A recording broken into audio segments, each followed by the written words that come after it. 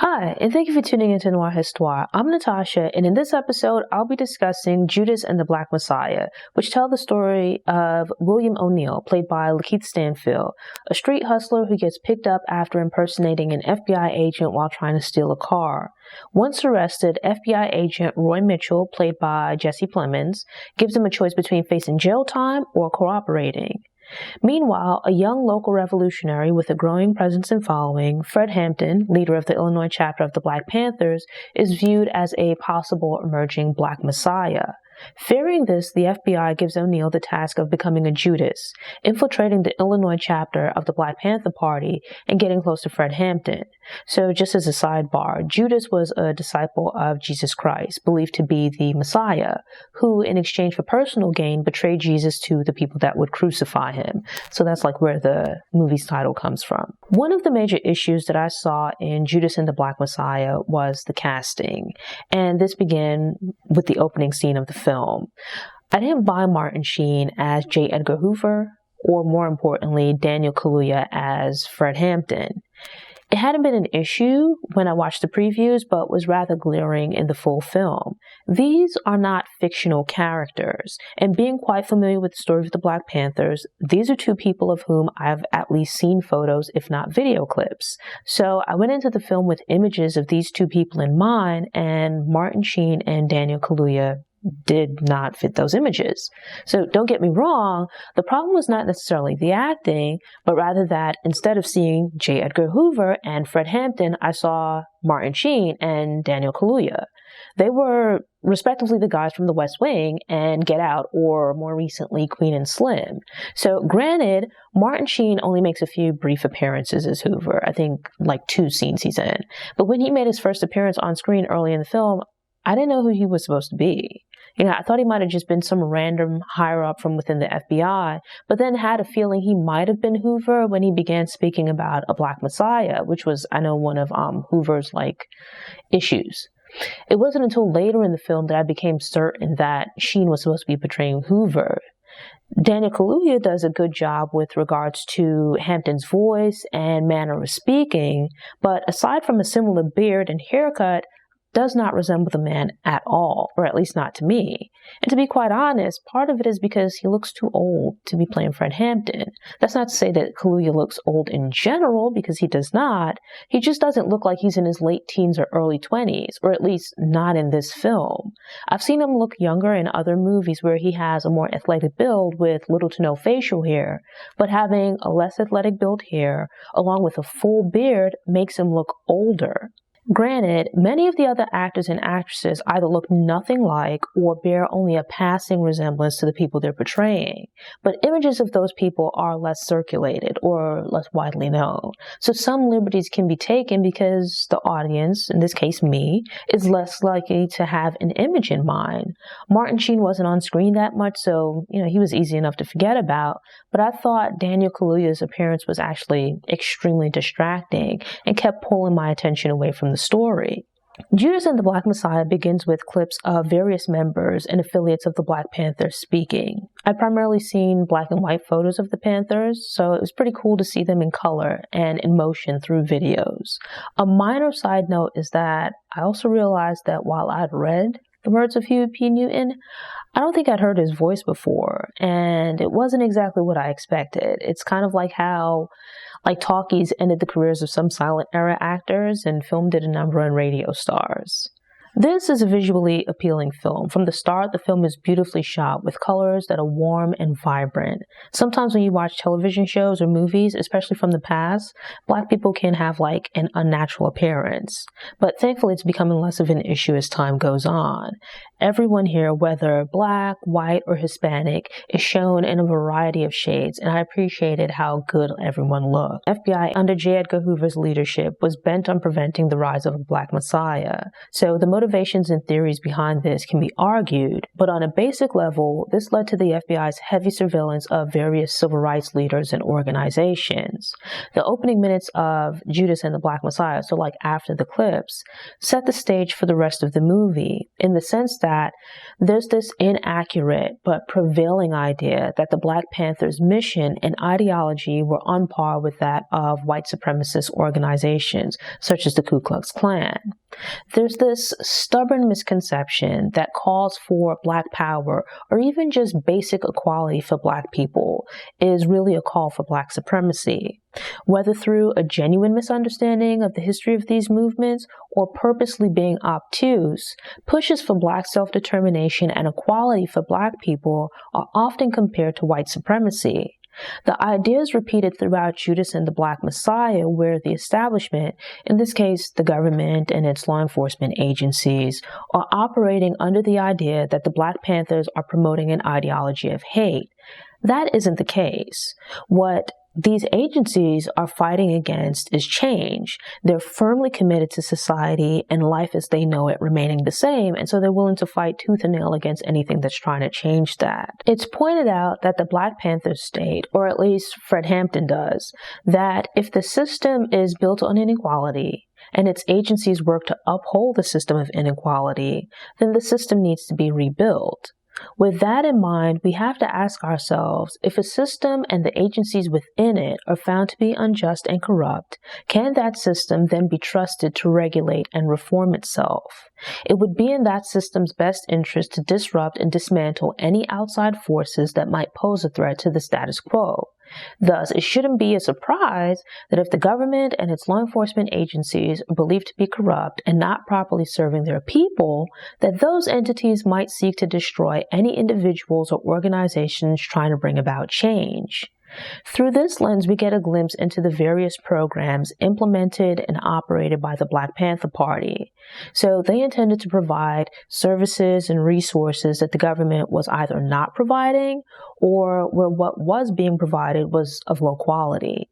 The Black Panthers began as an organization focused on providing self-defense for Black communities, and thus members carried firearms. That's often where the focus is placed, so the mission and history of the Black Panther Party are simplified to that of a violent organization where the members dressed in black and carried guns. But Judas and the Black Messiah does a good job of showing that while that was indeed a part of the Black Panther Party's identity, it was not the entire scope of their ideology. Guns are as American as apple pie, but make people uncomfortable when Black people are the ones carrying them. The Black Panthers carrying guns was viewed as aggressive and controversial, and therefore garnered the most attention. But I like that the film also gave a glimpse into their breakfast programs, healthcare clinics, and alliances with other organizations. It showed that the Black Panthers were certainly about defending the lives and rights of Black people, but was also dedicated to improving the quality of life and access to resources for Black people. The organization also pushed past the simplified issues of racial inequality to expose the reality that the system was built to exploit poor people. Hierarchical groupings based on flawed rhetoric around race, ethnicity, and gender were simply tools used to divide poor people. These groupings keep poor people fighting amongst themselves for scraps, while a few at the top enjoy easy access to an abundance of resources. There are multiple scenes in Judas and the Black Messiah where Fred Hampton and the Panthers are serving the community, but not in the typical sense that we usually see with some other organizations. It was fitting that Hampton pointed out the difference between serving and uplifting the community versus charity. Taking from a community all year and showing up around the holidays to hand out turkeys is a form of manipulation. Instead, the Panthers used food and health care, resources that the poor citizens in Chicago needed, to build relationships with members of the community. When children participated in the breakfast program, they came into contact with members of the Black Panther Party. While serving the kids, they also educate and have them repeat mantras aimed at building pride and self-confidence. They help people, but not from the traditional position of some stately person descended from on high to dole out pity and handouts. Instead, their approach is from a position of empowerment where they nourish the body with food and health care while at the same time nourishing the mind. Hampton doesn't just limit his outreach to the Black community. He makes it a point to reach out and form relationships with other organizations and communities. Under normal circumstances or within the purview of the established order, they would be regarded as enemies or competitors. We first see this when he and a few other Panthers visit a pool hall to speak with members of the Crowns, like fictitious amalgamation of local gangs. Hampton has the Panthers humble themselves by going into what might be deemed hostile territory unarmed. They extend an offer to meet at a later date to have a conversation about how the two groups can collaborate and be more effective. Judas and the Black Messiah touches on the reality that the FBI attempted to sow discord between the Chicago gangs, so that's actually like a real thing.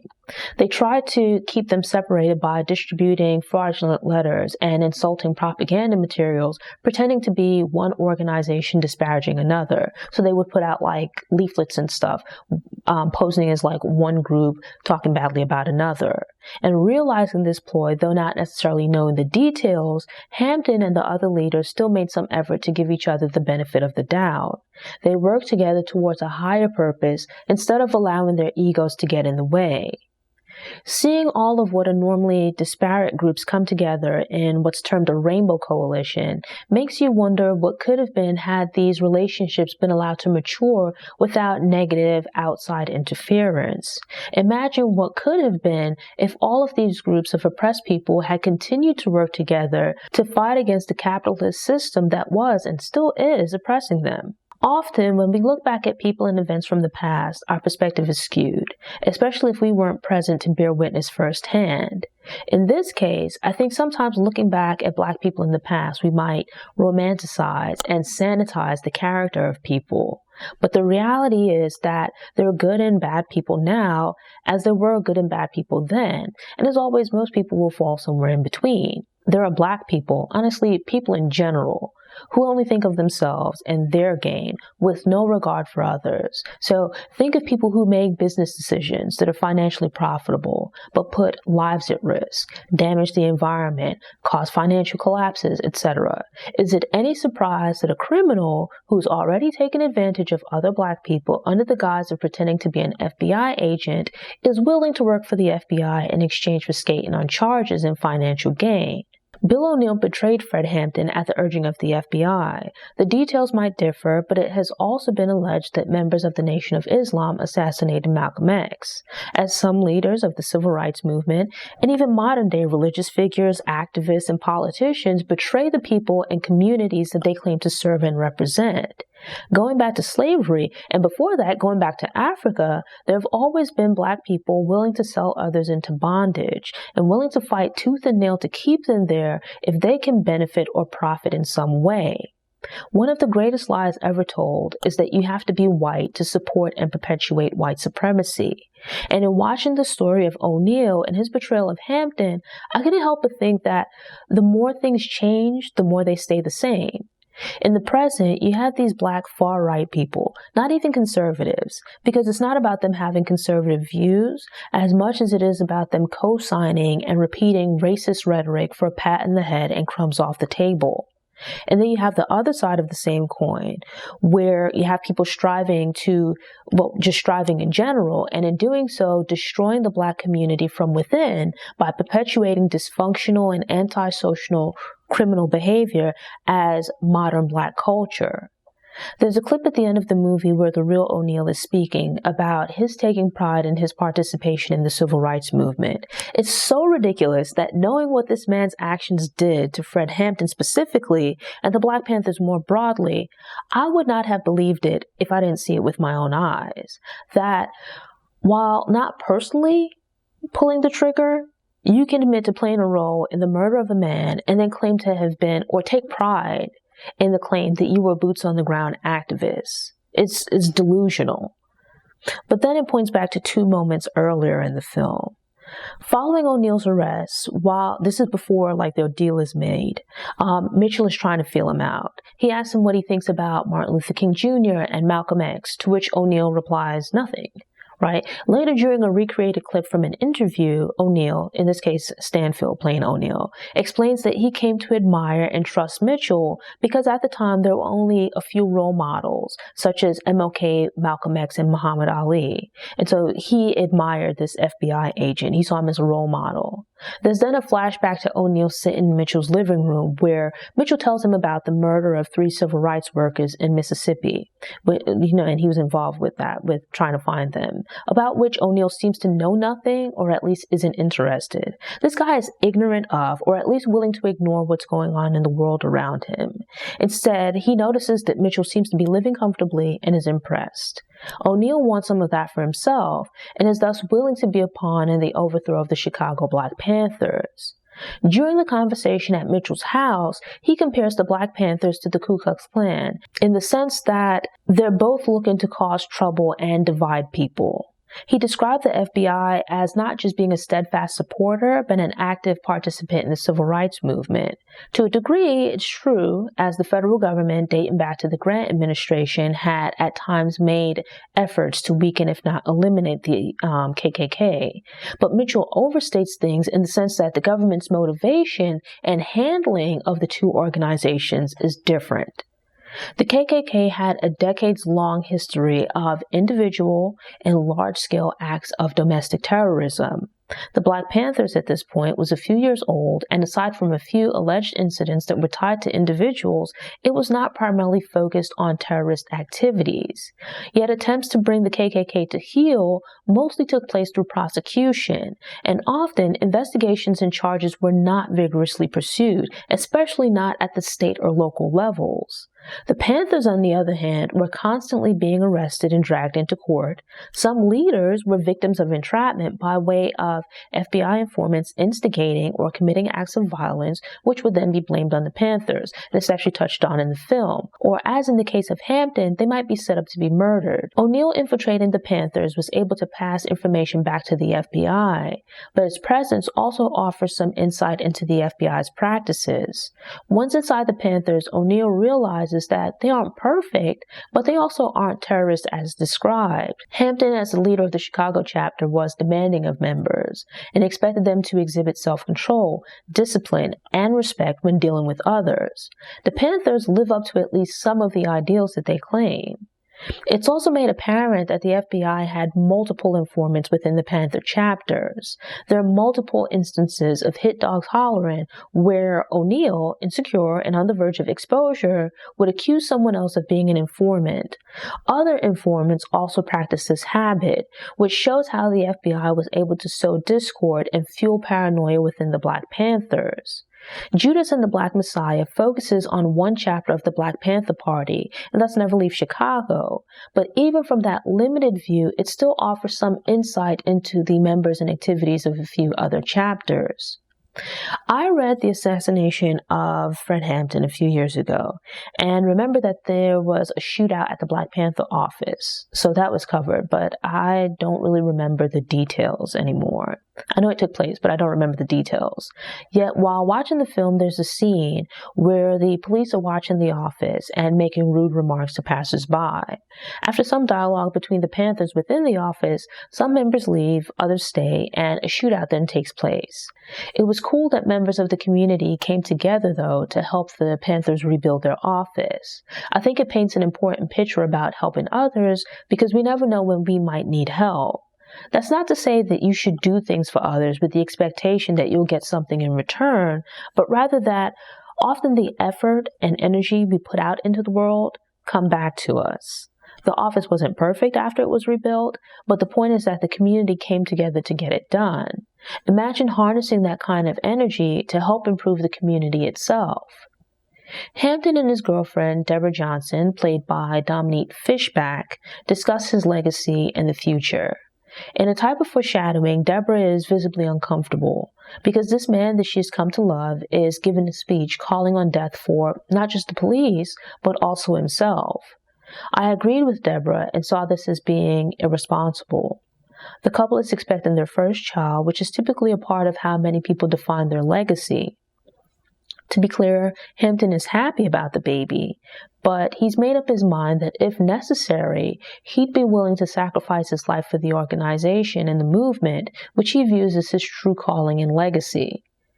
Later, Hampton goes to visit the mother of a Panther who has died, and she speaks about her son's legacy being boiled down and simplified to the last moments of his life. I think this happens when some people die suddenly, especially if the death is violent.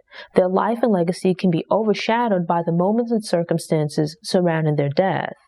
Judas and the Black Messiah shows that to some degree, this would become the case with Fred Hampton, as much of his legacy, or what has become his public story, is that one fateful night on December 4th, 1969, when he and Mark Clark were murdered. But I think the movie also does a fair job of showing some other facets of his life as an activist, and also as a person.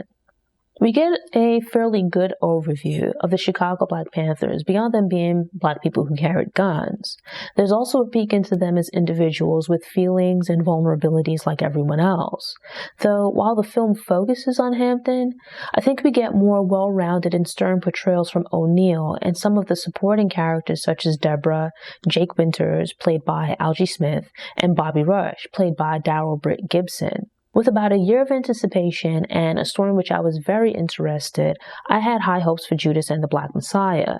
In some ways, the movie lived up to my expectations, but fell short in others. I thought it did a fair and balanced job of telling part of the story of Fred Hampton and the Chicago chapter of the Black Panthers, but didn't quite reach the level of being the definitive film on the subject.